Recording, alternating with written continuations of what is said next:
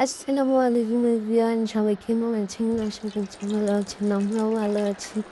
আজকে রান্না করবো মুরগি দিয়ে, পেঁপে দিয়ে, আলু দিয়ে। আমার শাশুড়ি তো বললেই তো দেখেন কীভাবে আমার শাশুড়ি রান্না করলো। যে সব খেয়ে নিল মশলা দিয়ে। এখন মুরগিটা ভেজে ভেজে তেলে দিয়ে দিচ্ছে মাংসগুলো।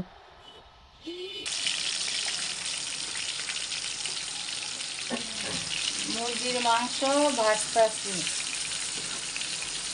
হলুদ মরিচ ময় মশলা দিয়ে, তারপরে পেঁপে দিয়ে রান্না করবো। তারপর আর কি, মাংসের এক পিঠ হয়ে গিয়েছে, লাল লাল দেখেই যাচ্ছে। পরে আমার শাশুড়ি মিটিয়ে নিচ্ছে। ভাজা কমপ্লিট, এখন একটা কড়াইতে ঢেলে নিল। পরে আবার পেঁপে আর আলু একসাথে ভেজে নিবে ঢেলে।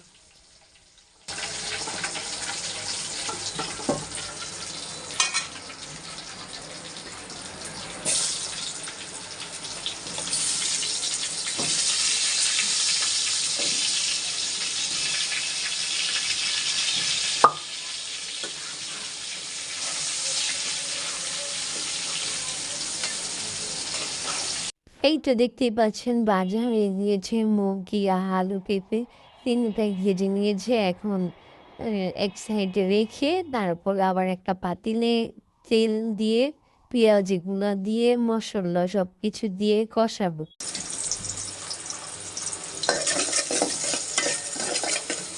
যে এক এক করে মশলা দিচ্ছে, আদা বাটা দিয়েছে, তারপরে মশলার গুঁড়া দিয়েছে, ফাঁকি আর কি, যে এলাচি দারচিনি এগুলো আর কি এনে ফাঁকি করে ওগুলাই দিয়েছে। হলুদ দিয়েছে, মরিচ দিয়েছে, তারপরে লবণ দিয়েছে। এগুলো দিয়ে ভালো মতো কষিয়েছে।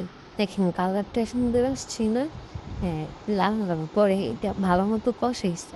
কষানোর পরে পরে যে মুরগি, আলু, পেঁপে এগুলো ভেজে রেখেছিলে যে ঢেলে দিয়েছে। এখন আবার এটাকে কষাবে।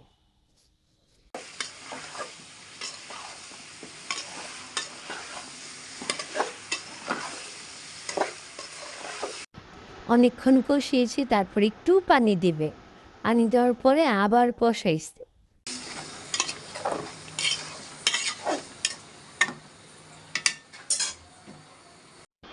এই যে দেখেন ভালো মতো অনেক কষিয়েছে।